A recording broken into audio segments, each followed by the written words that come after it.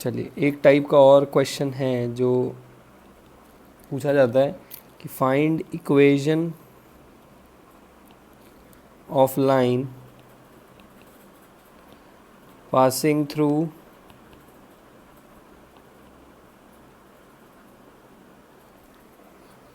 One comma two and making an angle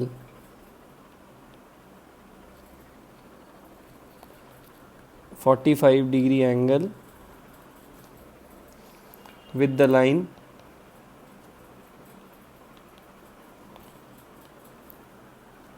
2x + 3y = 10। अब इसका मतलब समझते हैं। ये कहता है कि हमें एक लाइन की इक्वेशन दो जो 1,2 से पास कर रही हो और 45 डिग्री एंगल बना रही हो इस पर्टिकुलर लाइन के साथ। अच्छा, तो स्टेप 1 क्या कहता है कि पहली बात तो कि उस क्वेश्चन में ये बोल रहा है कि ये बताओ कि दुनिया में कौन सी ऐसी लाइन है जो इस लाइन के साथ 45 डिग्री एंगल बना के चली गई। अब वो लाइन हमें बतानी होगी। चलिए, आपके पास वो लाइन जो है वो ये है 2x + 3y = 10। ठीक है। अच्छा, ये कोई लाइन है, इसके साथ मान लीजिए कोई ये एक लाइन आई, ये ऐसा एंगल बना गई। ठीक है। किसी एक स्टूडेंट ने कहा सर ऐसे भी तो लाइन हो सकती है, और कैसे होगी? तो हमारे पास ये 45 डिग्री एंगल बना रही है। लेट्स से ये लाइन है 2x + 3y = 10। तो इसका स्लोप कितना हो जाएगा जी? -a/b कल पढ़ा था, तो -2/3। ठीक है। ये वो पॉसिबल लाइन है जो इसके साथ क्या 45 डिग्री एंगल बना रही है। पॉसिबल लाइन है ना। इसका स्लोप हम m2 मान लेते हैं। ठीक है। ये दूसरी वो पॉसिबल लाइन हो सकती है, पॉसिबल लाइन 2। ये पॉसिबल लाइन 1, ये पॉसिबल लाइन 2। ठीक है। अच्छा, और कल ही हमने पढ़ा एंगल बिटवीन टू लाइंस, यानी एंगल बिटवीन टू लाइंस कितना दे रखा है? 1045 दे रखा है, इक्वल टू मॉड्यूलस। एक लाइन का तो हमारे पास स्लोप है -2/3, एक लाइन का स्लोप हमारे को पता नहीं है, तो m2 - m1 लिखें, चाहे m1 - m2 एक ही बात है, upon 1 + m1 m2 whole modulus. अच्छा, 1045 की वैल्यू पहली बात तो यहाँ पे लिखते जाते हैं।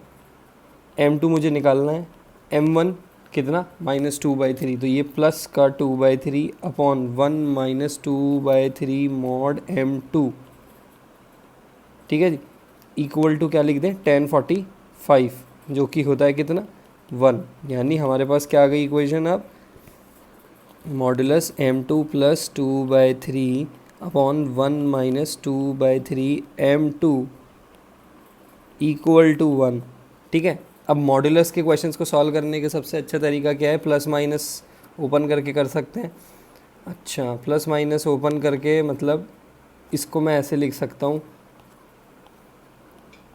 ये देखिए, इक्वल टू +-1। तो यहाँ से मैं इसको दो में पार्ट में ब्रेक कर लेता हूँ। m2 + 2/3 डिवाइडेड बाय 1 - 2/3 m2 = 1, और m2 + 2/3 upon 1 - 2/3 m2 equal to कितना? -1। ओके, इसको इजीली सॉल्व कर लेते हैं अब हम। तो ये हो जाएगा 3m2 + 2 अपॉन 3 - 2m2 = 1, और इधर भी हो जाएगा कितना? 3m2 + 2 divide by 3 - 2m2 = -1। तो ये हो गया 3m2 + 2 = 3 - 2m2, तो ये हमें दे देगा 5m2 = 1। तो m2 की एक पॉसिबल वैल्यू आ गई 1/5। इधर से कुछ और आ रही है, 3m2 + 2 = -3 + 2m2। तो इधर जाके m2 = कितना आ गया? -5 आ गया। देख लीजिए, दो वैल्यूज़ आ गई है हमारे पास, और ये दो पॉसिबल स्लोप्स होंगे लाइन के। अच्छा, तो हम लाइन की इक्वेशन लिख लेते हैं। तो एक लाइन की इक्वेशन क्या हो जाएगी? कहाँ से पास करनी चाहिए वो लाइन? अब उसने क्वेश्चन में क्या दिया है? इट इज़ पासिंग थ्रू 1, 2, और स्लोप भी आ गए आप, तो बस y - 2 = अगर मैं स्लोप 1/5 लेता हूँ तो 1/5 x-1। तो इक्वेशन क्या हो जाएगी 5y minus 10 is equals to x minus 1। तो ये 5y minus x is equals to 10 minus 1 कितना हो गया 9 आ गया। तो एक इक्वेशन तो ये आ गई। Equation number 2 similarly y minus 2 is equals to minus 5 times x minus 1। तो ये इक्वेशन क्या आ गई y minus 2 is equals to minus का 5x प्लस का 5, यानी y plus 5x equal to 7। ये दो लाइन आ गई है और इन दोनों लाइंस कोई सी भी ये दो पॉसिबल लाइन हो सकती है जिनके साथ ये पर्टिकुलर लाइन 45 डिग्री एंगल बना रही है। तो इस टाइप के क्वेश्चन आपको डेफिनेटली बहुत सारे क्वेश्चन जेई मेंस में मिल सकते हैं। तो ये इंपॉर्टेंट है जेई मेंस और एडवांस के लिए, दोनों के लिए और दूसरे कॉम्पिटिटिव एग्जाम्स के लिए। JEE mains and advance important इस टाइप के क्वेश्चन। प्लीज़ इसको वापस से देखिए एक बार, नहीं समझ में आया तो, और स्टार्ट करिए इसको करना।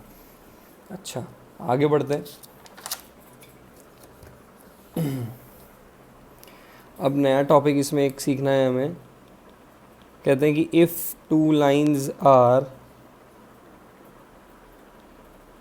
Equally inclined with x axis then sum of slopes is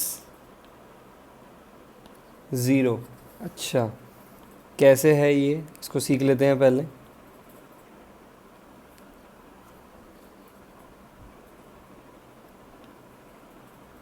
देखिएगा ये दो लाइन इक्वली इंक्लाइंड है, इसने कुछ एंगल अल्फ़ा बना रखा है, इसने भी कुछ एंगल अल्फ़ा बना रखा है। तो ये एंगल कितना हो जाएगा पाई माइनस अल्फ़ा। अच्छा इस लाइन का स्लोप m1, इस लाइन का स्लोप m2।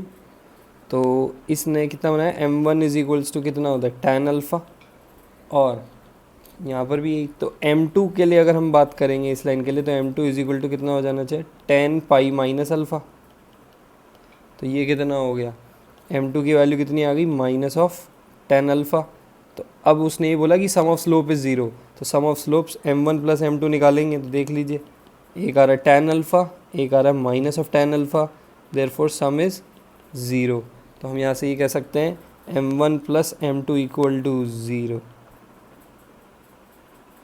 चलिए अब हम एक और टॉपिक पे आते हैं, बहुत अच्छा topic, distance of a point from a line. चलिए इसको डिस्कस कर लेते हैं। किसी भी पॉइंट का डिस्टेंस लाइन से, तो जो मिनिमम डिस्टेंस आता है, सबसे ज़रूरी बात यहाँ पे जो सीखनी है हमें, वो डिस्टेंस कैसा, मिनिमम डिस्टेंस निकालना है हमें। और मिनिमम डिस्टेंस जो आता है वो परपेंडिकुलर डिस्टेंस आता है। कैसा आता है परपेंडिकुलर डिस्टेंस है, सबसे ज़रूरी बात। अच्छा ये हमेशा याद रखने का। तो लेट से कि कोई पॉइंट है, इस लाइन का ये डिस्टेंस हमें कैलकुलेट करना है। तो ये वो पॉइंट जो हम परपेंडिकुलर डिस्टेंस मिनिमम डिस्टेंस की बात करें, लेकिन डिस्टेंस ये भी है, ये भी है, इस यहाँ से ये भी हो सकता है, सिमिलरली ये भी हो सकता है, ये भी हो सकता है, लेकिन जो मिनिमम डिस्टेंस आता है वो ये है, परपेंडिकुलर डिस्टेंस ही कैलकुलेट किया जाता है। ठीक है जी। तो लेट से ये लाइन कौन सी है अपनी ax plus b y plus c equal to 0 है, और ये जो पॉइंट है ये x1 y1 है। तो कोई हमें डिस्टेंस निकालने के लिए कहता है तो हम क्या निकालेंगे, ये जो डिस्टेंस है p is equals to modulus ax1 plus by1 plus c whole modulus close root over a square plus b square. ये परपेंडिकुलर डिस्टेंस होता है किसी भी पॉइंट का लाइन से। समझ में आ गया। अच्छा अब क्वेश्चन करते हैं। देखिए find distance of 0,0 and 1,1 from the line 2x plus 3y equal to 5। अच्छा पॉइंट क्या है, ये x1 y1 है, ये हमें लाइन दी हुई है। तो distance 2 × 0 + 3 × 0 -5 whole modulus divide by x का स्क्वायर, x के कोफिशिएंट का स्क्वायर यानी 2 का स्क्वायर 4, y के कोफिशिएंट का स्क्वायर 9। तो ये कितना हो गया 5, क्योंकि -5 का मॉड्यूलस अपॉन √13, तो इसको हम ऐसे लिख सकते हैं 5/√13। ओके, ये तो था पहला। दूसरा अगर कैलकुलेट करना है 1,1 तो क्या करेंगे, वही मॉड्यूलस 2 + 3 -5 √4 + 9। यहाँ देखिए 5 - 5 ये हो रहा है 0, तो ये डिस्टेंस आ गया 0। अच्छा, चलिए एक और क्वेश्चन। अब थोड़ा लेवल बढ़ाते हैं क्वेश्चन में, एक और। Find a point on line that is x + y = 4 having unit distance with this line।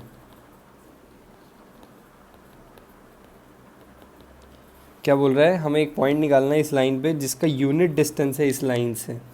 अच्छा, तो सबसे पहले हम वो पॉइंट जो अज्यूम करते हैं, लेट से वो h, k अज्यूम करता हूँ।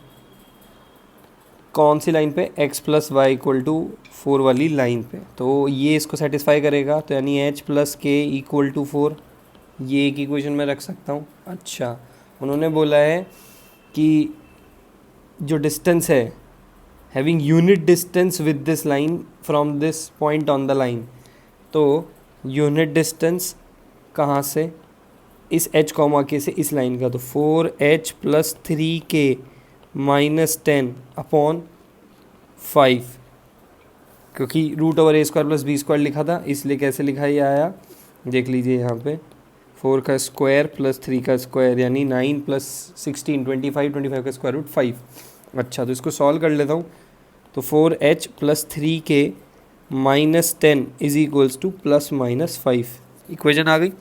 ओके, अब देखिए दो इक्वेशन आएगी यहाँ से, 4h + 3k = 15, ठीक है, एक तो, और एक आ जाएगी 4h + 3k = 5।